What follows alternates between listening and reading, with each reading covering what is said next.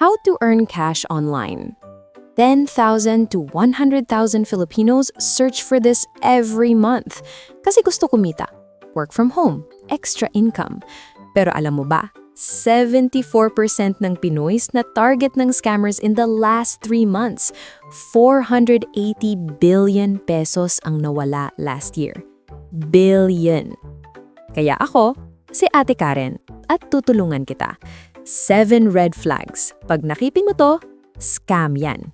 Isa man lang sa 7, scam na. Walang baka, walang siguro. Isa lang, scam. Kasi alam niyo yung kakilala ko, 6,000 pesos ang nawala, 20,000 pesos nawala, 40,000 pesos nawala, 90,000 pesos nawala. Lahat dahil hindi nila nakita yung red flags. Kaya, panoorin mo to. Makinig ka. Bago ka ma-scam. Red flag number 1. Bayad ka muna bago kumita. Yung pamangkin ng tropa ko may nakita sa Facebook. Earn 5,000 pesos per week. Registration fee, 800 pesos lang. 800 pesos lang naman para verified account daw. Bayad niya, 800 pesos. Alam mo ba yung trabaho? Binabayaran ka. Hindi ikaw yung nagbabayad. Pag trabaho, ikaw yung empleyado. Employer binabayaran ka. Pag scam, ikaw yung customer. Ikaw ang nagbabayad. Pag sinabing bayad muna 800 pesos bago ka magtrabaho, ano yun? School? Tuition? Registration fee daw. Activation fee. Training fee. Fee. Legit na work, walang bayad yan. Free registration, free training, kasi ikaw yung empleyado. Sila magbabayad sa'yo. Pag may bayad ka muna, scam yan. 100%. Walang pero, walang baka. Bayad ka muna, scam. Simple lang yan. Alalahanin mo lang, work, bayad ka. Scam, bayad mo. Yan ang red flag number 1. Red flag number 2. Too good to be true. Earn 5,000 pesos per week. 2 hours lang. 100 pesos per TikTok follow. 12% weekly returns. Guaranteed. Wow! Sobrang perfect. Sobrang easy. Alam mo ba? Pag sobrang perfect, fake yan. 5,000 pesos per week, 2 hours lang? Let's compute. 5,000 pesos divided by 2 hours, 2,500 pesos per hour. 2,500 pesos per hour? Sino magbabayad ng ganon? Minimum wage, 610 pesos per day. Ikaw, 2,500 pesos per hour. Ano ka? CEO? Doctor? Lawyer? Hindi ah. Follow lang ng TikTok. 2,500 pesos per hour. Math mo, saan? Oto, 100 pesos per follow. Sino magbabayad ng 100 pesos para sa follow? TikTok creators nga walang bayad sa follow. Ikaw, random person, 100 pesos? Oto pa, 12% weekly returns. 12% per week times 52 weeks, 624% per year. 624%? Bank interest nga, 2% per year lang. Ikaw, 624%? Ano yun? Magic? Milagro? Pag too good to be true, hindi totoo yan. Kasi nga, too good. Perfect offer? Fake offer. Easy money? Scam money. Alalahanin mo, pag sobrang perfect equals fake.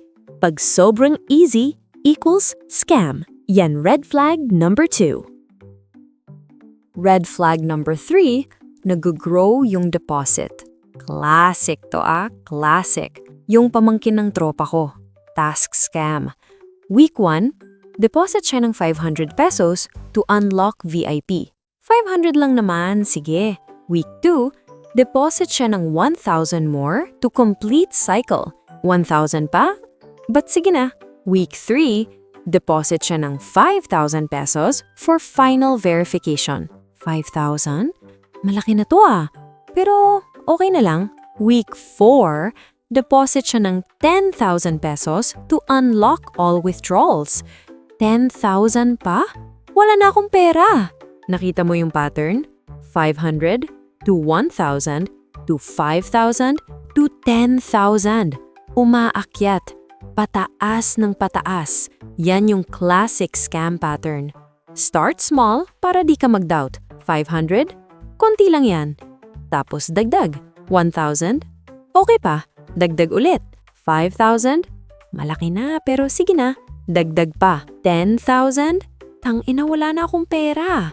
Pag tumataas ng tumataas yung deposit, scam yan. Legit business, one-time payment lang.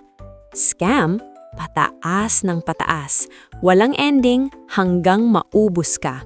Kaya pag nakita mo, nag-grow yung kailangan mo i-deposit, takbo. Huwag mo nang ituloy. First deposit mo, last deposit mo na rin yan dapat. Kasi pag nag-continue ka, mauubos ka. Yan ang red flag number 3. Red flag number 4. Pressure tactics. Limited slots. 3 left only. Offer expires today. Rush. Apply now. Bilis. Mawawala na. Kailangan ko na mag-apply. Huwag. Alam mo ba bakit nagra-rush sila? Para wala kang time na mag-isip. Pag legit business, take your time. Think about it. Ask questions. Research muna. Walang rush. Pero pag scam, now, now, now. Limited slots daw. Today lang daw. Mawawala na daw. Bakit?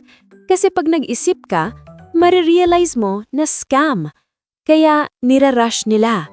Pressure, urgency, para di ka mag-think, para mag-decide ka agad. Yung kapitbahay namin, fake online selling. iPhone 15 Pro Max, 40,000 pesos. 3 left only. Rush. Bilis, mawawala na. Bibili na ako. Send. 40,000 pesos. Alam mong nangyari? Scam. Blocked. Wala ng iPhone. Bakit? Kasi na-pressure siya. 3 left only daw. Kaya nirush niya, di na nag-isip. Legit seller? Check mo muna. COD available. May time ka mag-isip. Scam? GCash now. Rush. Limited. Walang time. Kaya alalahanin mo, pag may pressure, scam. Legit business, walang rush.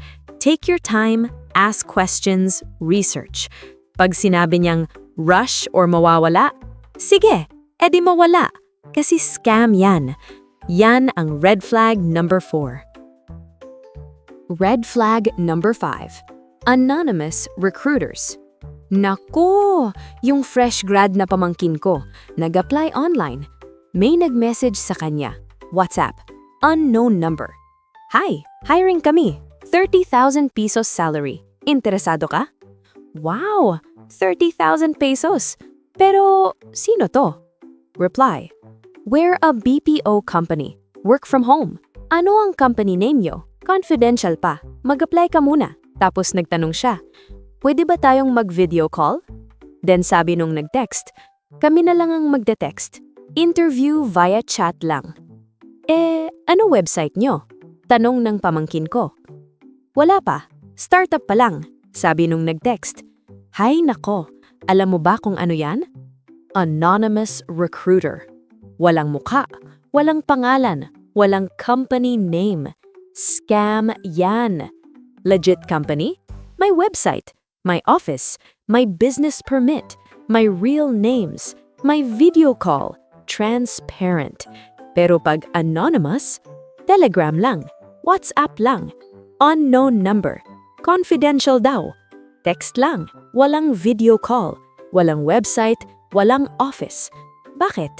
Kasi scam. Pag na-scam ka, paano mo sila hahanapin?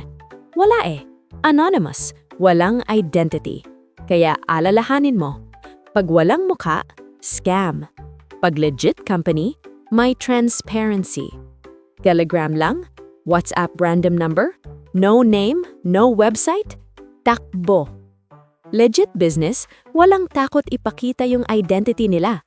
Scam? Takot, kasi alam nila gagawan ka nila ng mali. Yan ang red flag number 5. Red flag number 6. Recruitment bonus. Refer 3 friends, earn 1,500 pesos. Build your network. Passive income through referrals. Wow! Pag nag-recruit ako, kikita pa ako. Nice! What? Hindi nice yan. Pyramid yan. Yung ka-office mate ko dati, nadali ng investment scam. 12% weekly returns daw. May bonus, refer 3 friends, 1,500 pesos. Sabi niya sa akin, Bes, may investment ako. Legit, kumikita. Join ka. Nakapag-recruit siya. 3 friends, 5,000 pesos each. Wow! 1,500 pesos bonus ko pa. Plus, kumikita yung investment ko. Then, month 3. Website, deleted. Pera, wala na. Yung 3 friends niya, ayun, galit na galit sa kanya.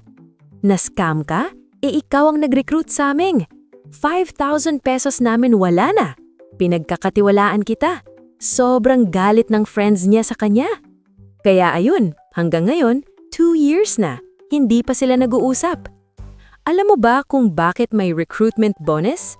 Kasi pyramid scheme. Legit work, ikaw ang mag-work, ikaw ang kikita. Pyramid, iba ang mag-i-invest, ikaw ang kikita sa kanila. At yung profit niya, galing sa bagong investors, hindi galing sa business. Kasi walang naman talagang business. Pyramid lang. Hanggang sa wala nung bagong tao na ma-recruit. Tapos, collapse. At alam mo yung mas malala pa? Ikaw ang nag-recruit. Pag na-scam sila, ikaw yung may kasalanan sa paningin nila. Kaya alalahanin mo, pag may refer friends, earn bonus, nako, pyramid yan. Pag legit work, no recruitment. Scam, kailangan mag-recruit ka pa. Yan ang red flag number 6.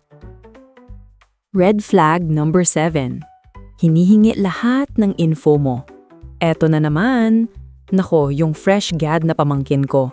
Biktima ng fake Upwork website. Registration form. Full name? Okay. Email? Okay. Phone? Okay. SSS number? Ha? Bakit kailangan ng SSS? Para sa PayPal verification daw. Ah, okay. Valid IDs, front and back. Bank account number. Mother's maiden name. Lahat na to? Yes, for full verification. Submit niya. 800 pesos ang bayad. 3 months later, bank message. Loan approved, 50,000 pesos. Ha? Wala naman akong loan application. Ginamit nila yung info niya. SSS number, IDs, bank account. Nag-apply yung mga scammers ng loan using his identity. 50,000 pesos loan under his name. Pero hindi niya nakuha yung 50,000 pesos. Yung scammers ang nakakuha. Ngayon, siya ang responsible na magbayad. Yan ang identity theft. Bakit nila kakailanganin ng SSS number? Para makapag-apply sila ng loan sa name mo. IDs front and back, para gayahin. Bank account, para ma-access. Signatures, para sa documents. Lahat ng info mo, para gamitin ka. Kung legit ang job application, name, email, phone number, resume lang. Walang SSS, walang IDs, walang bank. Bakit? Kasi wala ka pa namang trabaho. Pag na-hire ka na, doon pa lang nila hihingin yung SSS for benefits. Pero pag application pa lang, hinihingi na lahat ng info mo, including SSS, IDs, bank account. Identity theft na yan. Target ka na. Kaya alalahanin mo, pag sobrang daming info ang hinihingi, especially SSS, IDs, bank account, takbo. Pag legit company, basic info lang. Scam, lahat ng info including sensitive. Protect your identity. Yan ang red flag number 7. 7 red flags. Alam mo na. Uulitin ko Pag may isa man lang sa 7, scam yan. 100%. Walang baka, walang siguro, walang parang legit. Isa lang, scam na. Bayad ka muna? Scam. Too good to be true? Scam. Growing deposits? Scam. Pressure tactics? Scam. Anonymous? Scam. Recruitment bonus? Scam. Too much info? Scam. Simple lang yan. Alalahanin mo lang yung 7. At alam ko, takot ka na ngayon. Ate Karen, baka lahat scam. Paano na ako kikita? Hindi lahat scam. May legit. Monday, 6 p.m., may bagong video ako. 7 How to Earn Cash Online Legit. Walang bayad. Upwork, Fiverr, onlinejobs.ph, tutoring, content writing, social media management, data entry. Totoo lahat yan. May kakilala akong kumikita na. 10,000 to 50,000 pesos per month. Legit. Walang ibang taong minayaran, walang scam. Pero, kailangan mo muna malaman yung red flags. Protection first, opportunity second. Kasi pag di mo alam yung mga red flags, mai-scam ka. Pag alam mo na, protected ka. Kaya ito yung priority. Video number 14, red flags. Ngayon. Video number 15, legit options. Monday. Dalawa yan, hindi pwedeng isa lang. Ako nga pala si Ate Karen at gusto ko kumita ka. Pero gusto ko din protected ka. Kaya red flags muna itong pinapausapan natin. Sa Monday, legit options naman. Subscribe, like, share. Comment ka which red flag ang na-experience mo na. Almost na-scam ka na ba? Kwento mo. Safe space to walang judgment. At sa Monday, 7 legit ways. Walang bayad, totoo. Abangan mo. Ito si Ate Karen, caring for your safety and your wallet. See you Monday.